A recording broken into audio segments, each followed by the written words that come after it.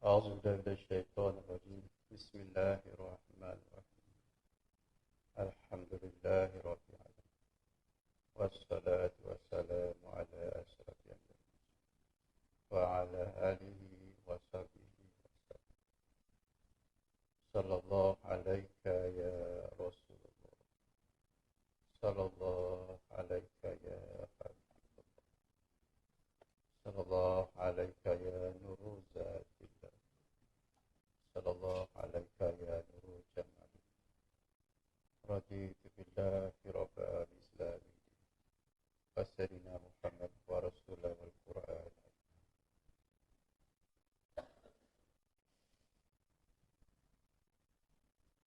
Bismillahirrahmanirrahim. InsyaAllah pada Isnin dan Selasa, kalau diizinkan oleh Allah, wali ada di sini, kita akan buka kitab karangan sendiri, Kunci Pembendaraan Ma'rifat. Boleh didapati dengan anak sunnah kita yang belum ada.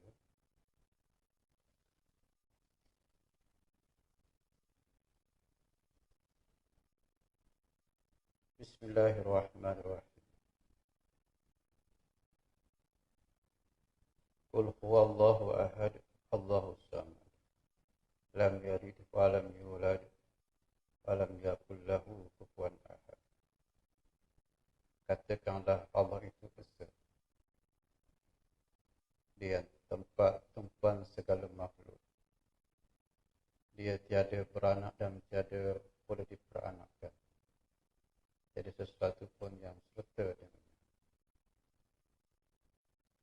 kalimah ahad yang digunakan adalah bermakna tunggal esa pada zatnya, pada sifatnya, pada asma'nya dan pada af'alnya, dan tiada sekutu baginya. Adapun af'al, asma', sifat dan wujud yang ada pada makhluk adalah bersifat pantulan ataupun mazharnya, bayangannya. Hakikat bagi segala yang wujud hanyalah diri Allah Subhanahu Wa Taala. Kalau kita pergi satu tempat, kita melihat batu yang besar pecah seperti tumpukan seseorang. Batu yang besar pecah ditumbuk oleh seseorang. Apakah yang kita syuhud dalam hati kita melihat batu yang besar yang pecah itu? Mestilah tersyuhud dalam mata hati kita. Orang yang memukul ini pasti seorang yang kuat. Karena kalau tidak kuat, pasti tidak pecah tumbukannya. Pasti orang ini memiliki sifat yang berani. Pasti dia memiliki tubuh yang kental. Pasti dia memiliki pemikiran yang fokus. Mesti dia seorang yang memiliki latihan-latihan yang hebat. Jadi gambaran pada batu yang pecah membawa kepada gambaran bersifat-sifat yang melakukannya itu. Kita tidak dapat melihat kepada pelaku tadi, tetapi kesan daripada sifat yang kita dapat lihat itu, kita dapat mengetahui tentang sifat pelakunya. Kita dapat melihat tumpukannya, tetapi kita dapat melihat kesan itu sehinggalah kita mengetahui sifat-sifatnya. Jadi kita semua inilah kesan daripada sifat-sifat Allah. Kesan daripada kewujudan Allah. Bermakna pada diri kita ini bukannya sifat Allah, bukannya zat Allah, bukannya af'al Allah, bukannya asma Allah. Karena zat, sifat, asma, apa itu adalah dalam zat Tuhan yang maha agung yang tak boleh kita capai. Yang kita saksikan di sini ialah kesan daripada sifat-sifat Allah. Kita lah kesan daripada sifat Allah. Pertama ialah sifat wujud Allah. Kalau tidak ada wujud Allah, maka tidak terpantau wujud kita hari ini. Nyatanya wujud Allah ialah nyatanya wujud kita. Wujud kita ini adalah menyatakan kewujudan Allah seperti cahaya menyatakan kewujudan lampu. Kalau kita melihat cahaya, pasti kita kata adanya matahari. Mustahil ada cahaya tidak ada matahari. Mustahil ada bayang tidak ada empunya bayang-bayang. Kita adalah bayang-bayang. Dan mesti ada pemilik bayang-bayangnya. Jadi kita adalah menyatakan kepada yang empunya bayang-bayang. Kita adalah bayang-bayang. Segala sifat-sifat yang ada pada kita adalah merupakan bayangan. Bukan hakikat, bayangan bagi sifatnya. Bermakna wajib bagi yang pemilik bagi kita, yang memiliki sifat kita ini, ialah memiliki sifat-sifat kesempurnaan. Seperti sifat melihat, mendengar, berkata-kata. Dialah pemiliknya dan kitalah merupakan bayangannya.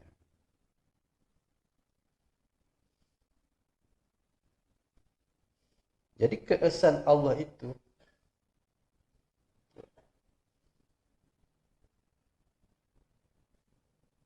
af'alnya tidak lain daripada sifatnya. Seorang yang kita lihat rajin menyapu. Kita tengok dia ni seorang yang rajin ya, menyapu halaman rumahnya. Suka menyapu itu menunjukkan sifat yang rajin. Menyapu itu perbuatan. Sifatnya rajin. Dan rajin itu berada di mana? Pada zatnya. Tuangnya. Zahid itu zahid zatnya. Memiliki sifat rajin dan hari-hari dia menyapu kawasan rumahnya. Itu ada zatnya, ada sifat, ada af'al. Satu saja ya. Zahid itu zatnya. Memiliki sifat rajin. Itu sifat dia. Apa buktinya? Hari-hari dia membersihkan rumahnya, kawasan rumahnya. Sehingga rumahnya sukar untuk kita lihat kekotoran. Itu ya, jadi af'alnya menunjukkan kepada sifat, sifat menunjukkan kewujudan zat. Sifat menunjukkan kewujudan zat. Kalau kita diam, saya seorang rajin, tapi saya tak lakukan apa-apa. Tidak boleh. Bermakna kita tidak menzahirkan sifat. Seorang lelaki dia mengatakan dia sayang pada isterinya. Tak perlu ditunjukkan kasih sayang itu. Isteri aku akan faham aku menyayanginya. Sukar. Kadang-kadang isteri bertanya, adakah suami aku menyayangiku? Kerana tidak dizahirkan perbuatan itu.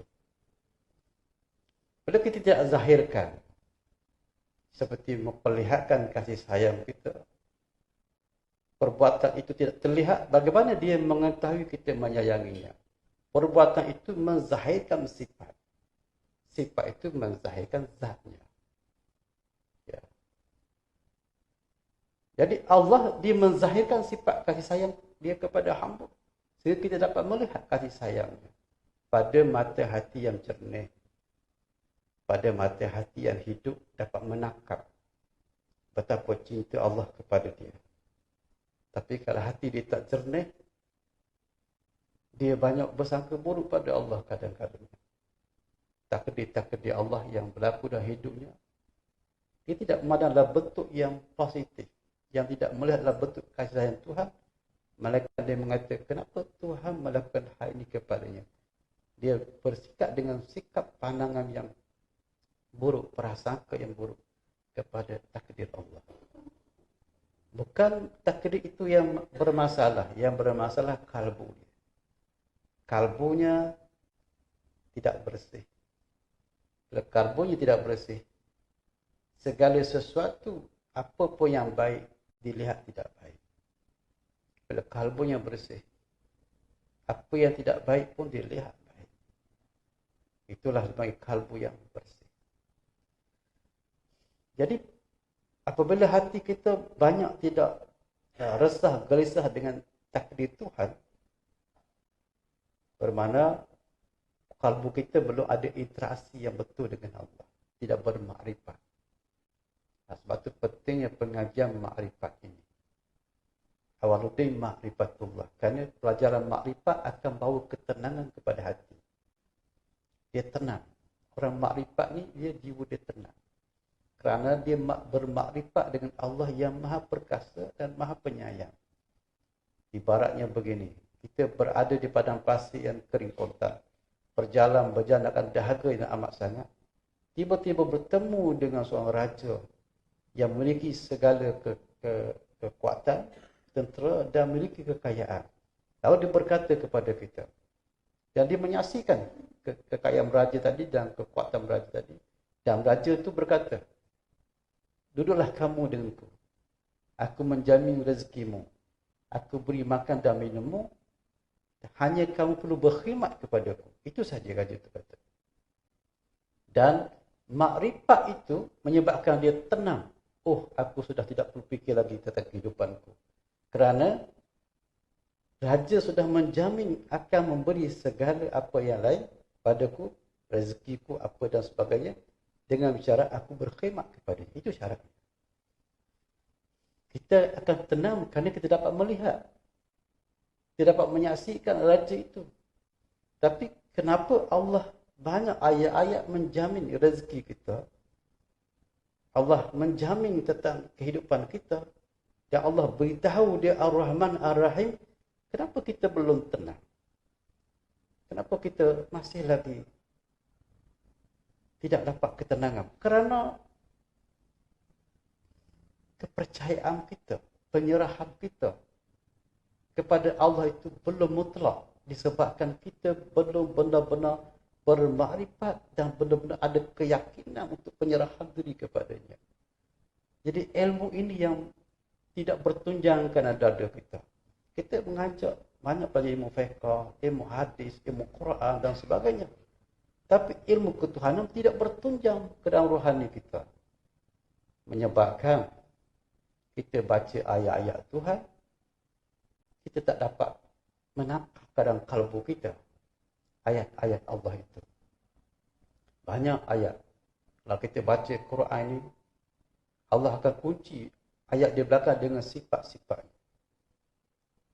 Wallahu ala kulli syai'in qadir. Umpamanya.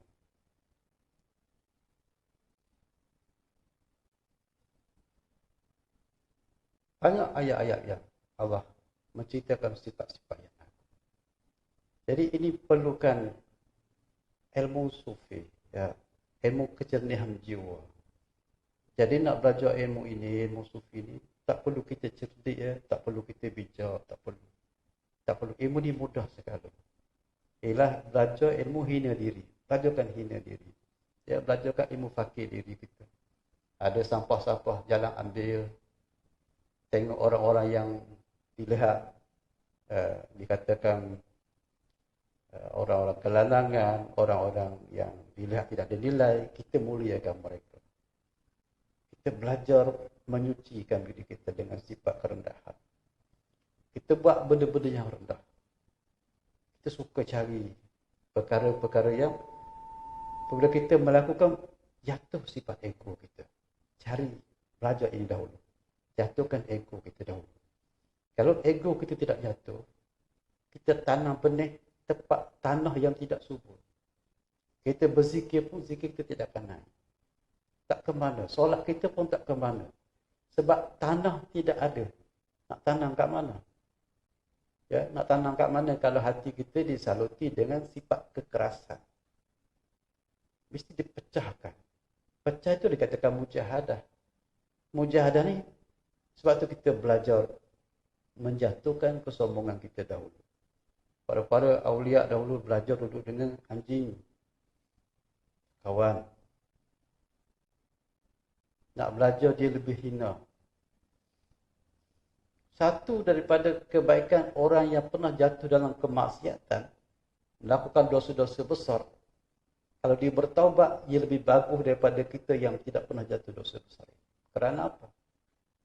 Karena dosa itu menyebabkan dia tidak mari perasaan dia sombong dengan ibadah dia. Karena hatinya sentiasa mengingatkan dosa dia. Nabi Musa alaihissalam, hidupnya sentiasa menangis kerana dia tertumbuk seorang itu sehingga mati. Mati. Sedangkan perbuatan tidak sengaja. Segi hukum fiqh tidak ada masalah.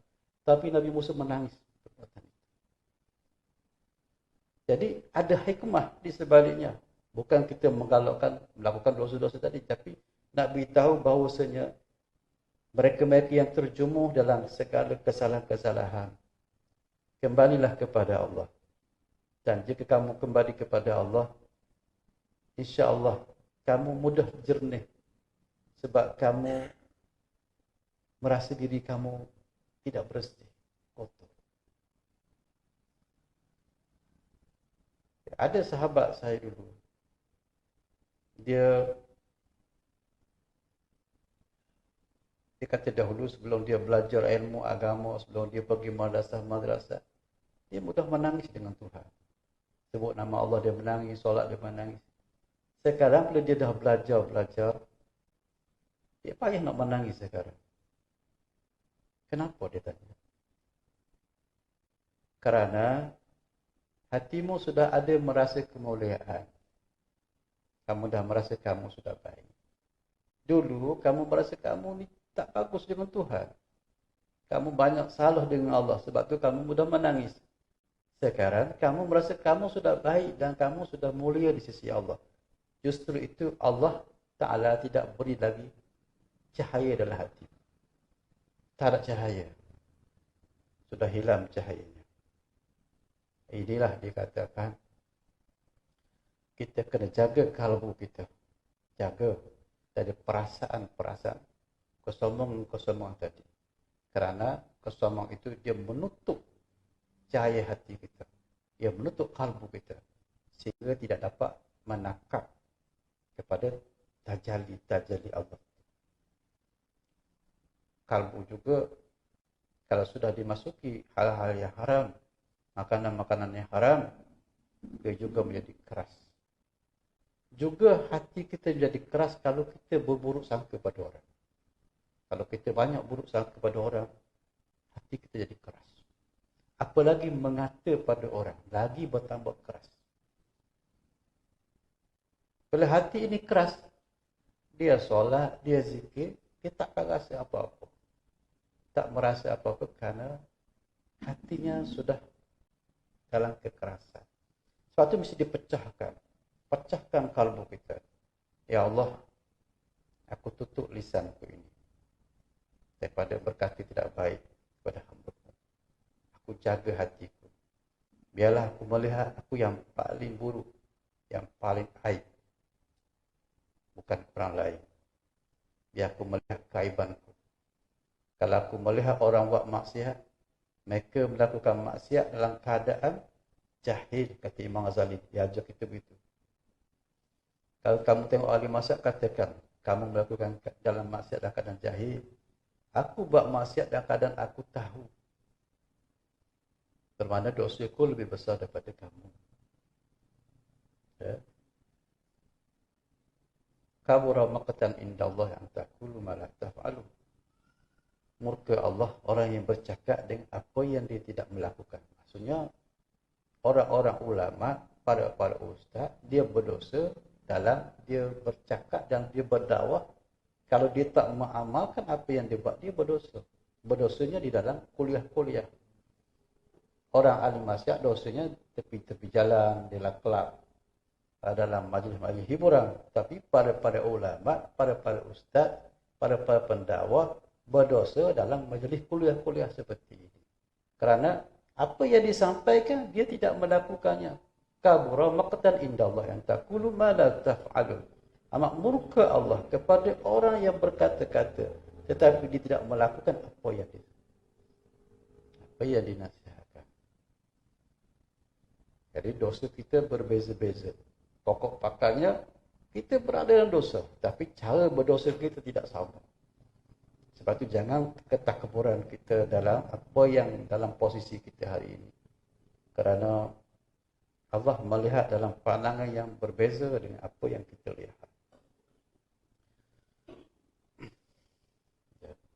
Kembali kepada hakikat Allah itu esa. Esa bagi segala sifatnya. Ya, apa esa bagi sifatnya? Hanya Allah yang melihat, tidak ada yang lain melihat. Itu esa. Lalu kita melihat, oh kita tidak melihat. Kita hanyalah pantulan dia. Pantulan daripada sifat melihat.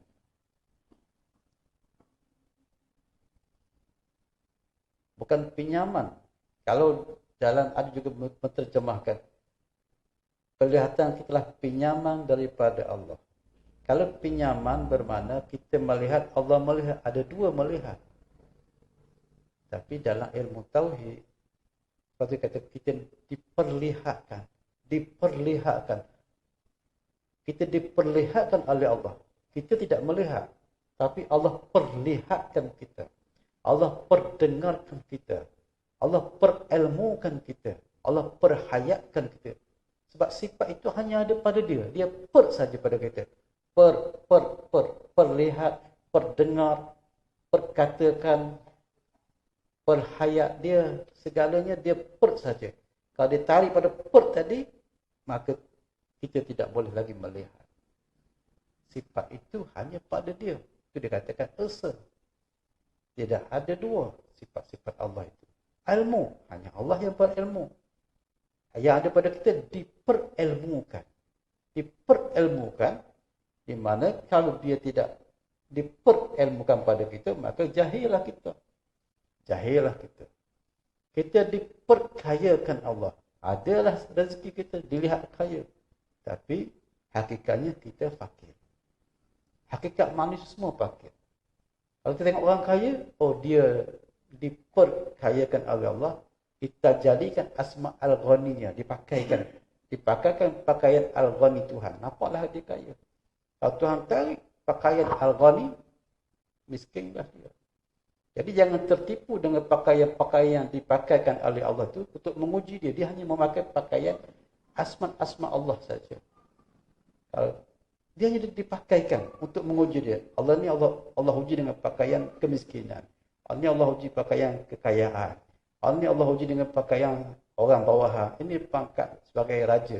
Dipakai dengan pakaian al-malik, kekuasaan, dipakaikan. Maka dia pakai. Kalau Tuhan tarik baju tadi, duduklah sifat dia asal. Fakir dan fakir. Inilah penting kita faham siapa diri kita. Kenal diri kita betul-betul. Agar kita tidak terjemuh dalam kesesatan, kesyirikan, merasa ada wujud diri, ada sifat diri. Ya. Itu dipanggil ketakburan yang halus. Kerana merasa ada kewujudan diri. Merasa ada sifat diri. Itu kesyirikan yang halus. Di sebalik ketakburan itu ada kesyirikan. Kalau dia tidak merasa ada, itu milik sifat dia, dia tak akan sombong. Dia sombong ni kerana dia merasa benda tu, hal itu sifat dia. Adalah pemilikan dia. Kekayaan inilah pemilikan dia. Dia ada merasa itu hak dia, itulah syirik. Syirik itulah membawa kepada ketakburan. Jadi bukan masalah dosa kecil takabur ini, dosa yang besar. Kerana dia bersalut dengan kotoran syirik. Riak. Kenapa dia riak? Kerana dia merasai kebaikan itu, amalan yang baik itu milik dia. Sebab itu dia riak. Di sebalik riak itu ditasaluk dengan syirik. Bersalut dengan syirik. Sebab itu mesti kita kena bersihkan kewujudan diri. Bagaimana nak bersihkan wujud diri? Kita perlukan cahaya Tuhan. Kita mengaji tak cukup. Kita mengaji kitab tak cukup. Perlukan cahaya ilahiyah masuk dalam kalbu kita. Situlah jatuh. Jadi perlukan cahaya bagaimana? Situ kita perlukan mengamalkan apa saja jalan-jalan tarekah yang ada ini, yang muktabarah. Kalangan guru-guru sufi kita pergi jumpa mereka, mengadap dan ambil amalan mereka, ambil talqin mereka. Ambil talqin Allah ini tak boleh ambil sembarangan. Ambil talqin Allah, asma Allah ataupun la ilaha illallah tak boleh ambil sembarangan. Mesti diambil daripada orang yang hati dia sudah hidup Allah itu. Bukan hidup dalam di lisan saja, tapi hatinya menyaksikan sifat Allah. Hatinya ada menyaksikan segala keagungan Allah. Dia tidak ada lagi dirinya. Dalam hatinya hanya ada Allah. Bila dia masukkan dalam kalbu kita Allah, baru hidup. Kalau jiwanya dalam rohani yang belum hidup Allah, bagaimana nak beri Allah ke dalam hati kita? Sir itulah ya, yang disebut dalam Tarikat Naqsyabandi, disebut bagaimana Sayyidina Abu Bakar radhiyallahu dalam keadaan kegelisahan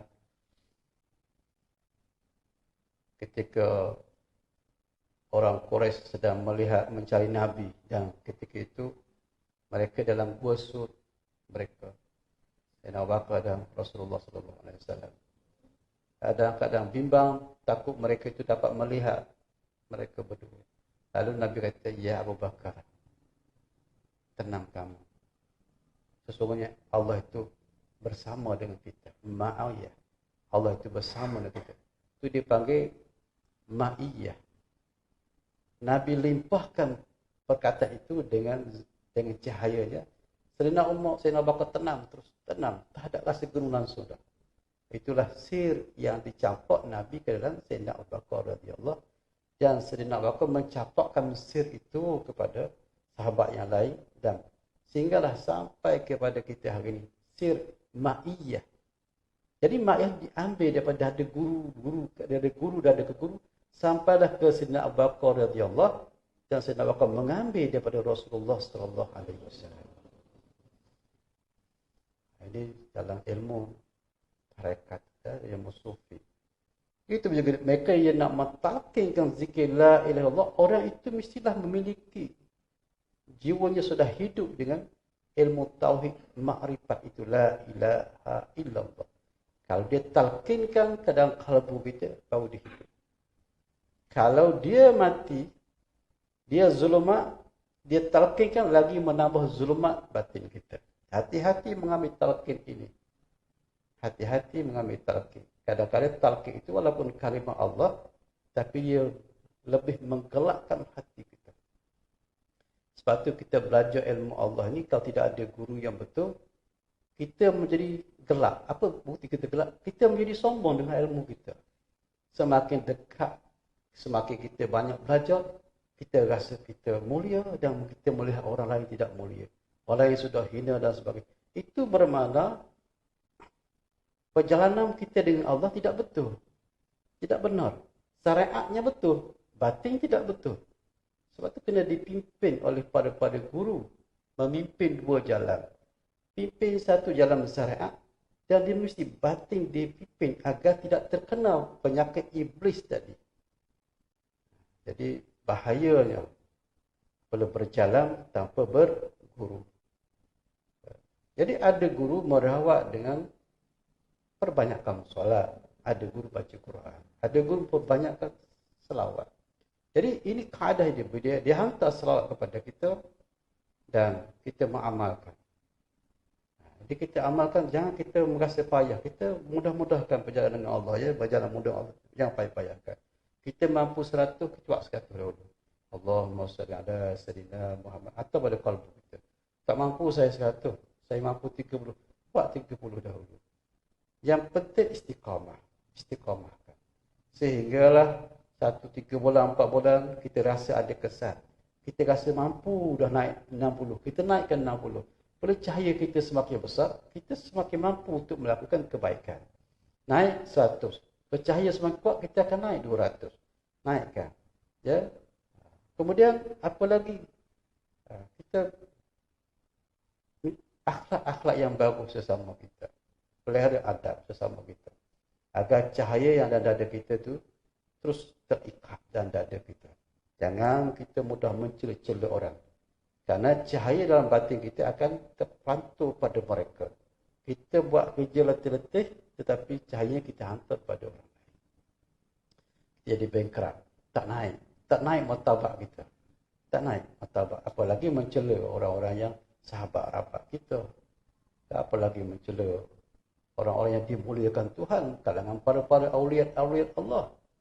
Jadi sekarang ada generasi muda mencela mazhab, ulama-ulama yang muktabarah, mencela ulama-ulama awalu, mencela awliya Allah.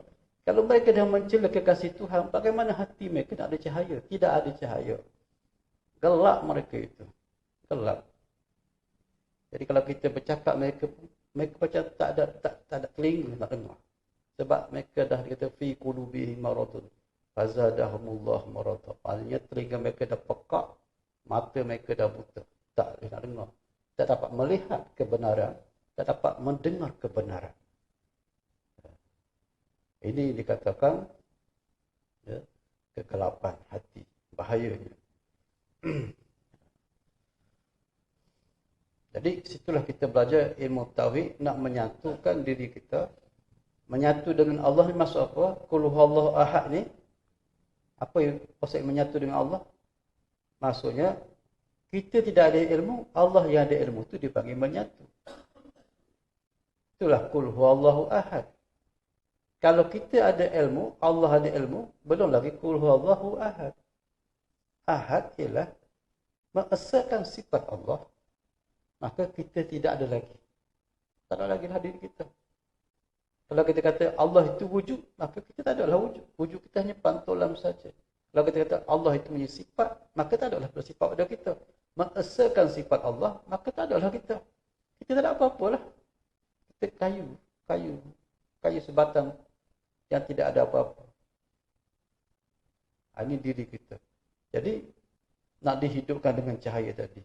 Cahaya zikir, ambil dengan para guru. Amal kalau selawat, kalau wali sini memang mengajar selawat. Ya. Banyakkan selawat. Ada guru mengajarkan zikir. Ada berbagai guru. InsyaAllah semua itu berjalan membawa pada cahaya hati. Ya, dan jernihkan hati dengan buang sifat-sifat sombong. Buang antara kita.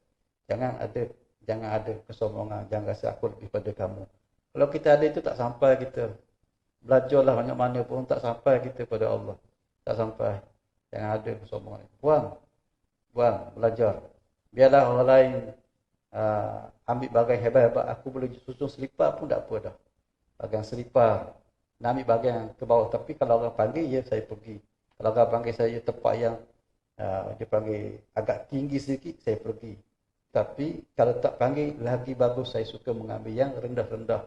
Kerana berada tempat yang tinggi mudah kena penyakit ketakburan. Kalau guru tidak panggil saya berhampiran, lagi bagus. Kalau berhampiran, mudah kena penyakit ketakburan. Sebab tu guru, kalau orang yang hampir dengan dia, kalau guru yang betul, orang ini tidak akan dibiarkan mereka, dia akan bercakap dengan kasar, bahasa dia kasar. Dan dia akan memberi kata-kata yang agak tidak boleh dengar pada orang lain. Kerana dia tidak mahu orang yang hampir dia itu sombong. Tidak mahu. Itu pelajaran dia. Kerana bahaya kesombongan itu menjadi hijab utama manusia itu dengan Allah. Itulah yang menjatuhkan iblis. Alhamdulillah, moga-moga dapat dipahami apa yang kita bincang pada malam ini.